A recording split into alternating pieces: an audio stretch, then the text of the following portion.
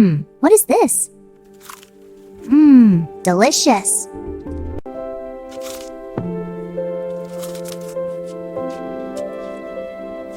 Hey there, Earthlings! If you enjoy my cosmic adventures, don't forget to subscribe. Hit that button for more fun.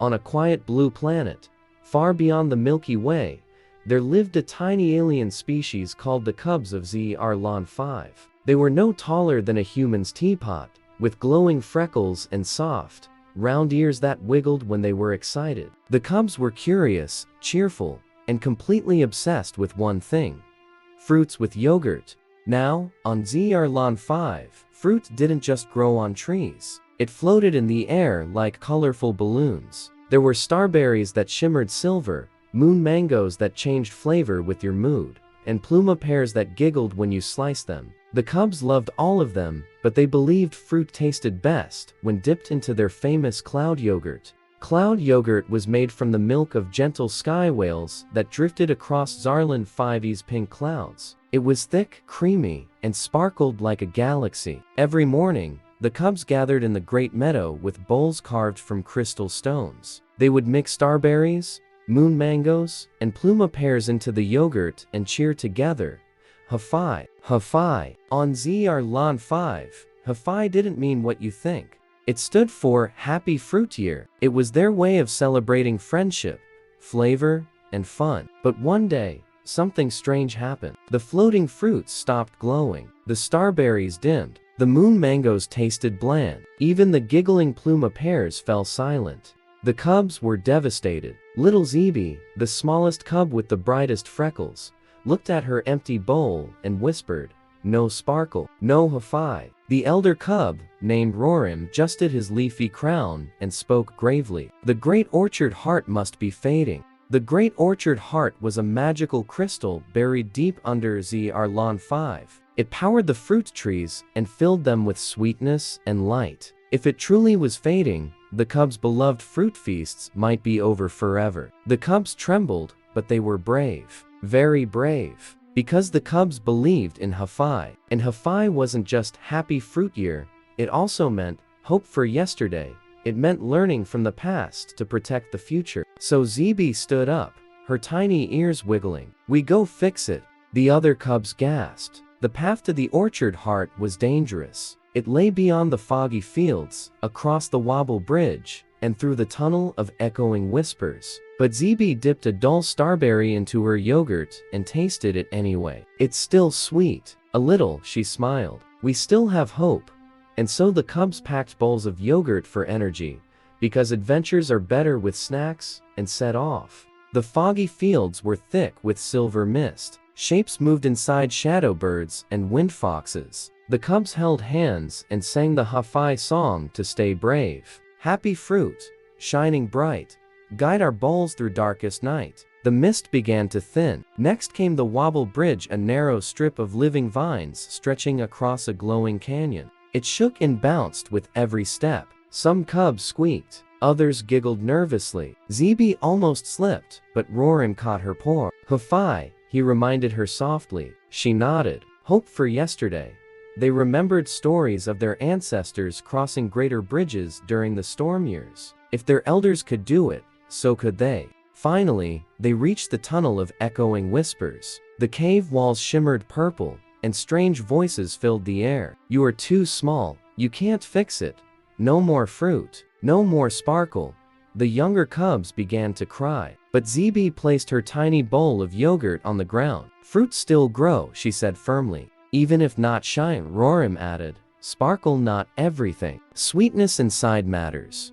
The whispers grew quieter, because the tunnel fed on doubt, and the cubs were choosing hope. At last, they reached the Great Orchard Heart. It was a giant crystal pulsing faintly in the darkness. Once, it had glowed like 1,000 suns. Now, it flickered like a tired firefly. Around it were cracks deep, spreading cracks. Rorim examined them carefully. "The heart is not dying," he realized. "It is." "Lonely, lonely?"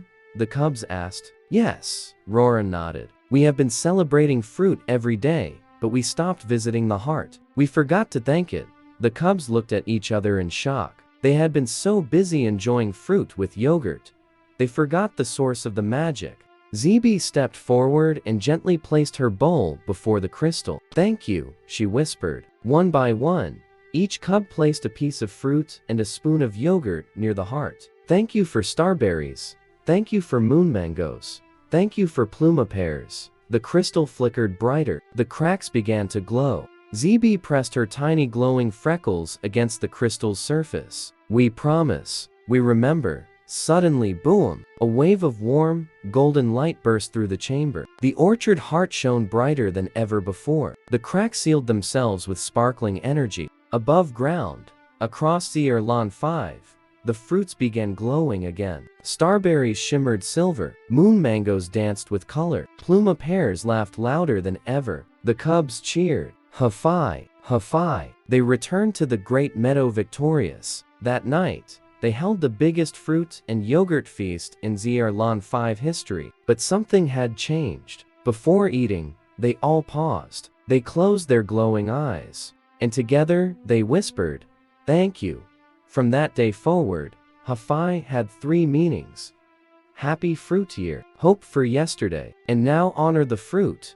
Yes. The cubs grew wiser, but never less joyful. They still mixed starberries and moon mangoes into cloud yogurt. They still laughed when pluma pears giggled. But every month, they visited the great orchard heart to sing and share. Because they learned something important. Sweetness isn't just in taste. Sparkle isn't just in light. Magic isn't just in fruit. It's in gratitude. It's in courage. It's in small cubs holding hands and believing they can fix big problems. And somewhere far across the universe, if you listen very carefully on a quiet night, you might hear tiny voices cheering, HFY, HFY. And maybe, just maybe, you'll feel a little sparkle in your own bowl of fruit and yogurt too. Thanks for listening to our story. Don't forget to like and subscribe for more adventures. After the great orchard heart was healed, life on Lawn 5 sparkled brighter than ever. The floating fruits glowed so beautifully that the night sky looked jealous. Starberries shimmered like tiny galaxies. Moon mangoes shifted colors like sunsets. And pluma pears laughed so loudly that even the sky whales wiggled with amusement. Every morning, the cubs gathered in the great meadow, dipping fruit into their beloved cloud yogurt and cheering, HFY, HFY. But peace in the universe never stays quiet for long. One evening, as little ZB was arranging starberries into a smiling face in her yogurt bowl, something streaked across the sky. It wasn't a fruit. It wasn't a sky whale. It was a ship. A dark silver ship with sharp edges and flickering purple lights. It hovered above Lawn 5 like a storm cloud. The cubs froze. The ship slowly descended into the meadow, flattening the glowing grass beneath it. A hatch opened with a hiss. Out stepped tall, thin aliens with pale blue skin and long, mechanical arms. Their eyes glowed a cold, stark white. Rorim, the brave leader of the cubs, stepped forward, adjusting his leafy crown. "Welcome to Lawn 5, he said politely. The tallest stranger spoke in a flat, metallic voice. "We are the Vorkith collectors. We have detected powerful energy from your world. We require it." ZB clutched her bowl tightly. "The orchard heart," she whispered. The collectors had sensors glowing on their wrists. They scanned the air. Energy source located beneath the planetary crust. "It will be extracted."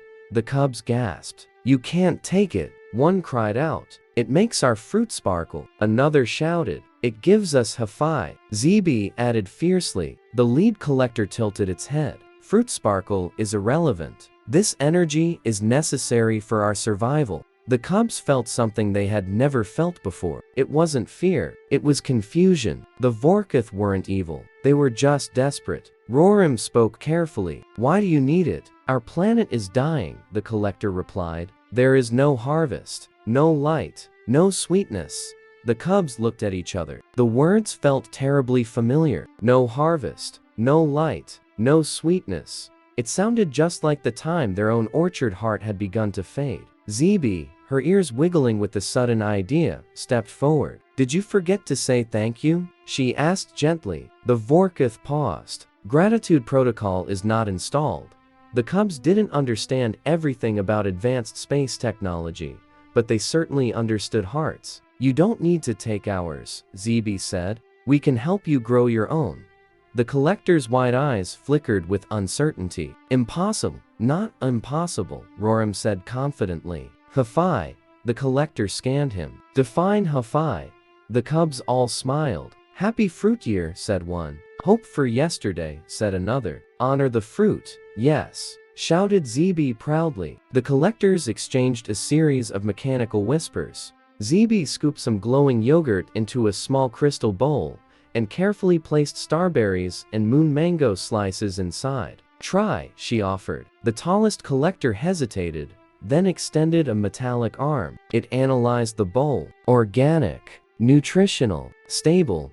But then, slowly, it brought the spoon to its mouth and tasted. The moment the fruit touched its tongue, something incredible happened. The collector's cold white eyes flickered, and then softened into a warm, pale gold. The other Vorkith stared in astonishment. What is this sensation? It asked quietly. Sweetness. ZB smiled. Another collector tasted, then another. Soon, the meadow was silent except for the small, mechanical sounds of cautious chewing. The purple lights on their ship dimmed and their entire posture seemed to relax. For the first time, the lead collector said slowly, "We are experiencing flavor beyond mere survival." Roran nodded wisely. Energy isn't just power, it is connection, ZB added. May your planet isn't dying. Maybe it's just lonely.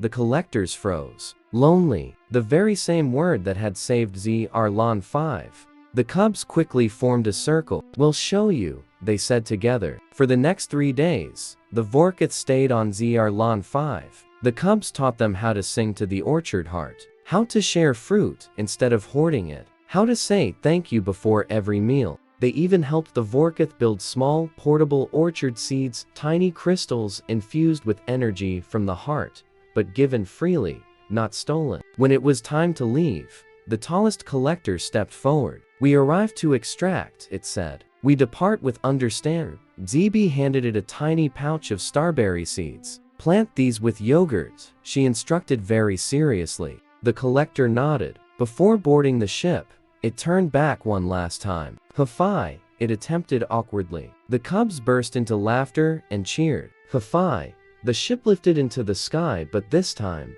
its lights glowed with a soft, warm gold instead of an angry purple. Weeks later, a transmission arrived from deep space. On the Vorkith homeworld, small glowing plants had begun to grow. Their very first harvest had sprouted. The message ended with 3 simple words: honor the fruit. The Cubs celebrated again in the great meadow. But ZB looked up at the stars thoughtfully. HFY is bigger than just Zarlan 5, she whispered. Roram smiled. Yes, he said. HFY is for the universe. That night, as the Cubs dipped sparkling fruit into creamy cloud yogurt, they realized something powerful. Sometimes, heroes don't fight with weapons. Sometimes they fight with kindness, with sharing, with sweetness. And far, far away, on a once-dying planet, tall blue aliens were carefully planting starberry seeds into their soil, whispering, "Thank you," for the very first time. Across the galaxies, 2 worlds now celebrated together. HFY echoed through space, and the universe tasted just a little sweeter. Thanks for watching, and remember to subscribe for more stories from the Cubs.